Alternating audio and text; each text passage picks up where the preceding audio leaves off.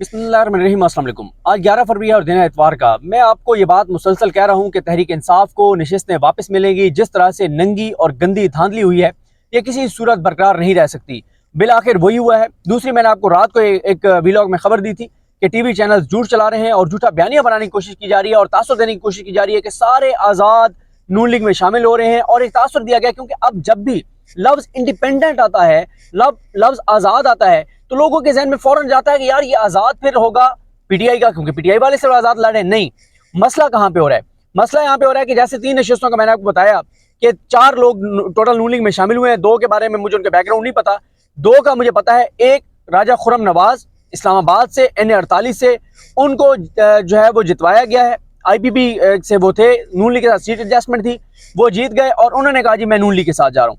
एक बैरिस्टर अकील गुलाम सरवर खान, चौधरी निसार अली खान, उनके मुकाबले में, और पीटीआई के मुझे वहां पता नहीं है, लेकिन वहां पे असल में पीटीआई वाला जीता। अब ये दोनों धांधली ज़्यादा MNAs धांधली के साथ इनको जितवाया, दोनों ये नून लीग के, इन्होंने एक परसेप्शन बना दी हम नून लीग में जा रहे हैं, और एक तासुर मीडिया पे चलवाया गया, सोशल मीडिया पे चलवाया गया कि जनाब वो इतने लोग नून लीग में जा रहे हैं, ये सब झूठ है, ये सब फ्रॉड है। इस लम्हे तक जब मैं आपसे बात कर रहा हूँ, 11 फरवरी 12:07 पर ये मैं वीडियो रिकॉर्ड कर रहा हूँ, इस लम्हे तक कोई एक भी पीटीआई का आज़ाद उम्मीदवार नून लीग के साथ नहीं गया।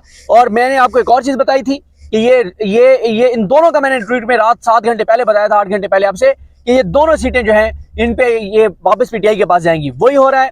इस वक्त तक टोटल 4 नशिस्तें ऐसी जो नून लीग को मिली हैं उन पे स्टे हो गया है, खासतौर पर 3 इस्लामाबाद की सीटें। और मैं आपको ये भी बता दूं कि सबसे पहले पीटीआई को जो 3 सीटें मिलेंगी वो इस्लामाबाद की हैं। अब मसला क्या है, इन 3 पे क्यों रिजल्ट रोका गया, ये भी मैं आपको बता दूं। आप ये देखें कि सिकंदर सुल्तान राजा साहब कहां से इतने अच्छे हो गए कि बदतरीन, गंदी तरीन, गलीज तरीन धांधली करने वाला सिकंदर सुल्तान राजा कैसे वो ये स्टे दे रहे हैं? क्यों वो कह रहे हैं कि हतमी रिजल्ट आरओ जारी ना करे? वजह है जनाब, इस्लामाबाद में जो केस सुनने हैं, जो मैंने हुसैन चौधरी साहब से पूछा, दोबारा मेरी बात नहीं हो सकी, जो हुसैन चौधरी साहब ने मुझे बताया, हमारे बड़े जबरदस्त दोस्त रिपोर्टर हैं एयरवाई से, उन्होंने बताया था कि ये केस सुनेंगे जहांगीरी साहब और अरबाब मोहम्मद ताहिर साहब। अरबाब मोहम्मद ताहिर साहब वो जज हैं जिनके 2 फैसले आपको कम से कम याद होंगे। एक आपको फैसला याद होगा, ये वो जज हैं जिन्होंने 30 दिसंबर को आई थिंक या 30 दिसंबर को फैसला दिया था कि कल जो है वो बल्दियाती इंतखाबात करवाएं इस्लामाबाद में। और फिर क्या हुआ था, इंतखाबात ना करवाए गए, लेकिन वो केस लगाया आमिर फारूक साहब ने अपने पास और दोरगनी बेंच बनाया था। करते कराते वो अब पता नहीं 2 साल मेरे ख्याल गुजर गए हैं और आज तक वो बल्दियाती इंतखाबात नहीं हो सके। इन्होंने बहुत बड़ा फैसला दिया था। दूसरा, आप शायद इनका फैसला आपको उस तरह से हाईलाइट नहीं हो सका, वो हुआ जब इलेक्शन की रात बिशारत राजा साहब के भाई को उससे एक रात पहले उठाया गया।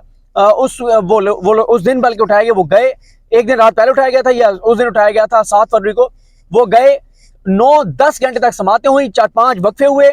उन्होंने कहा आज आप बंदा पेश करेंगे, जो मर्जी हो जाए आप बंदा पेश करेंगे, वरना आपको पता है मैं क्या करूंगा, मैं किस तरह ऑर्डर करूंगा। एक जज खड़ा हो जाए ना, एक जज पूरी अदलिया की इज्जत बहाल कर देता है। एक जज खड़ा हो जाए पूरे निजाम को घुटने टेकने पर मजबूर कर देता है। फिर क्या हुआ, इस पिंडी पुलिस बिशारत राजा साहब के भाई को इस्लामाबाद पुलिस के हवाले करके बाहर से भाग गई। वो अंदर जज साहब के सामने नहीं गए, उन्हें पता था हमारे साथ क्या होने। एक जज बिशारत ये जो है अरबाब मोहम्मद ताहिर साहब, वो डट गए थे। बिशारत राजा साहब के भाई को छोड़ना पड़ा था, जो अगवाकार है उनको छोड़ना पड़ा था। एक जज खड़ा हो जाए ना तो इस मुल्क के अंदर पता नहीं क्या से क्या हो जाए। अब जो आज हुआ है वो इस्लामाबाद के 3 हल्कों में रिजल्ट रोक दिया है। वजह यही है कि अगर इलेक्शन कमीशन ये नहीं करेगा, हाई कोर्ट ये कर देगी, होना ही होना है। ये नशिस्तें वापस तहरीक इंसाफ को होनी ही होनी है, जो मर्जी हो जाए तहरीक इंसाफ को नशिस्तें वापस होनी है। कोई कुछ कर ले, ये नशिस्तें पीटीआई से नहीं रुक सकती। टोटल नशिस्तें मैं आपको बता देता हूँ। एक नशिस्त पे पहले रोका हुआ है हाई कोर्ट ने, लाहौर हाई कोर्ट ने। अब वहां भी आप देखें कि यार अली बाकर नजवी साहब ने ये कर दिया। भाई अली बाकर नजवी साहब ने करना ही था, क्यों? जिस तरह से ओन चौधरी को जितवाया गया और गोके मुझे अभी भी होप नहीं है कोई अली बाकर नजवी साहब से। मैं आपको अपना फेयर ओपिनियन दे रहा हूँ कि अल्टीमेट फैसला को बहुत बड़ा आएगा जिस तरह का माहौल और चीज़ें चल रही हैं। लेकिन बहरहाल उन्होंने एक बड़ा फैसला दिया तो है, उन्होंने जो है स्टे कर दिया है। उन्होंने कहा रिजल्ट अनाउंस नहीं हो सका, वो रोक दिया उन्होंने, उस पर अमल दरामद जो आरओ ने अनाउंस किया है कि जनाब ओन चौधरी साहब जो हैं वो जीत गए हैं, तो उसको रोक दिया अली बाकर नजवी साहब ने। वहाँ पे भी समीर खोसा साहब और अबूजा सलमान न्याजी साहब जो हैं वो पेश हुए हैं। अब जनाब सूरत हाल ये है टोटल 4 ऐसी नशस्तें जिन पे नून लीग जीती है। ओन चौधरी वाली, ये जहाँ से राजा खुर्रम नवाज जीते हैं, जहाँ से तारिक फजल चौधरी जीते हैं, जहाँ से अंजुम अकील खान साहब जीते हैं, इन चारों नशस्तों पर स्टे हो गया है। 3 पे इलेक्शन कमीशन ने रोका है, 1 पे लाहौर हाई कोर्ट ने रोका है कि यहाँ पे आप जो है वो रिजल्ट अनाउंस नहीं कर सकते। ये हुआ है जनाब। तो ये पीटीआई को टोटल, जो मेरी कैलकुलेशन है, टोटल 47 सीटें पीटीआई के पास वापस आनी है। पिंडी डिवीजन की सारी सीटें पीटीआई से जो छीनी गई हैं वापस आनी है। बिशारा राजा साहब की भी, शहरियार रियाज साहब की भी, सिमाबी अतायर साहिबा की भी, इधर ये मेजर ताहिर सादिक साहब वगैरह की जो फैमिली और उनके सारे हैं हल्के हैं वो वापस आने हैं। इसी तरह से अयाज अमीर साहब की वापस आनी है। ये चकवाल तलाकांग में जितनी सीटें छीनी गई हैं ये सारी वापस आनी है, ये सब वापस आनी है। और लाहौर में जो सीटें छीनी गई सब वापस आनी है। टोटल 47 सीटें हैं मुल्क भर से कौमी असम्बली की जो तहरीक इंसाफ के पास वापस आनी है। मियाँ साहब मियाँ साहब का चैप्टर क्लोज है। इस वक्त ये जो धांधली बदतरीन पाकिस्तान की तारीख की हुई है इसमें नहीं हो सकता। एक दो और डेवलपमेंट्स हैं इलेक्शन कमीशन के हवाले से। ये भी बता दूं कि मियाँ नवाज शरीफ साहब जो हैं वो जिस नशस्त से हारे हैं उधर मानसेरा, उसमें भी नताइज रोक दिया, उसमें कोई मसला नहीं है। वो बड़ी तगड़ी सीट पीटीआई जीती है, वो पीटीआई की ही सीट है, लेकिन जाहिर है उसमें भी धांधली करने की कोशिश की जा रही है, लेकिन वो तगड़ी सीट है, पीटीआई वो सीट जो है वो कर लेगी।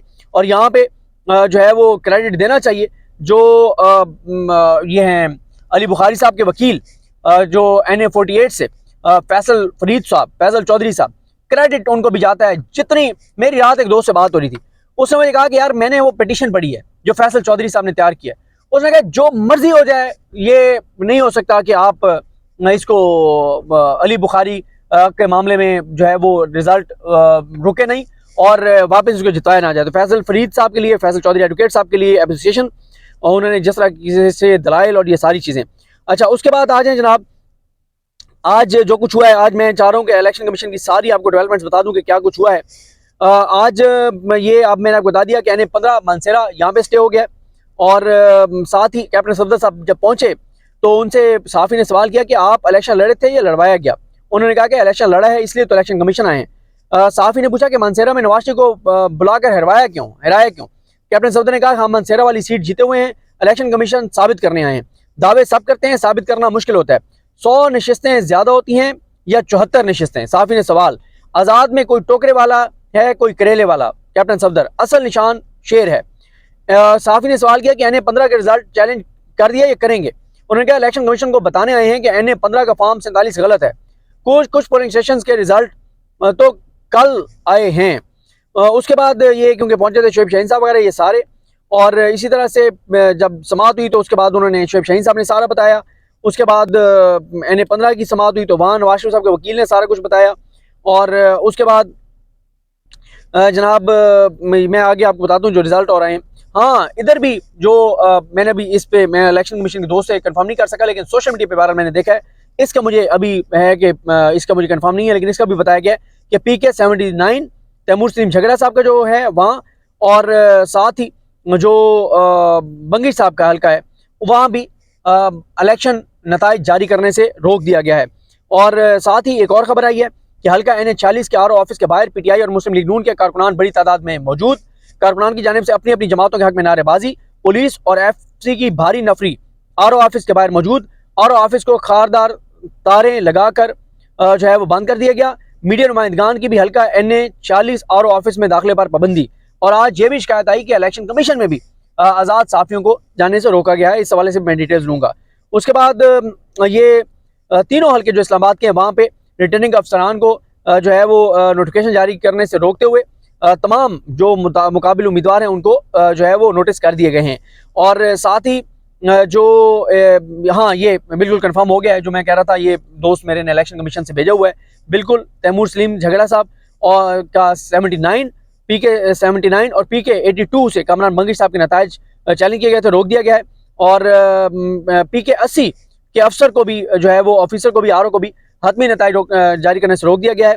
और यहाँ से जो है वो PK 80 से आज़ाद उम्मीदवार हमीदुल हक साहब ने जो है वो चैलेंज किया था। इलेक्शन कमीशन जो है वो उसको अब तमाम 266 हल्कों पे हो गया है रिजल्ट मसूल। इस पे बाद में बात करते हैं। और ये है जनाब सूरत हाल। तो देखते हैं जनाब, PTI की बड़ी अचीवमेंट है, PTI की बड़ी कामयाबी है इस वक्त तक 4 नून लीग की जीती गई नशिस्तों पर स्टे हो गया है और 47 सीटें पीटीआई को वापस मिलनी हैं। आज मिलें, कल मिलें। अगर 33% भी इंसाफ किया अदालतों ने, 33% आपको पता ना कि पासिंग मार्क्स हैं, कम से कम 33 नंबर, अगर 33% भी उन्होंने इंसाफ किया तो 47 कौमी असम्बली की नशिस्तें पीटीआई के पास वापस आएंगी। ये अब तक की अपडेट्स हैं। मुझे अपनी दुआ में याद रखें। अल्लाह हाफ़िज़।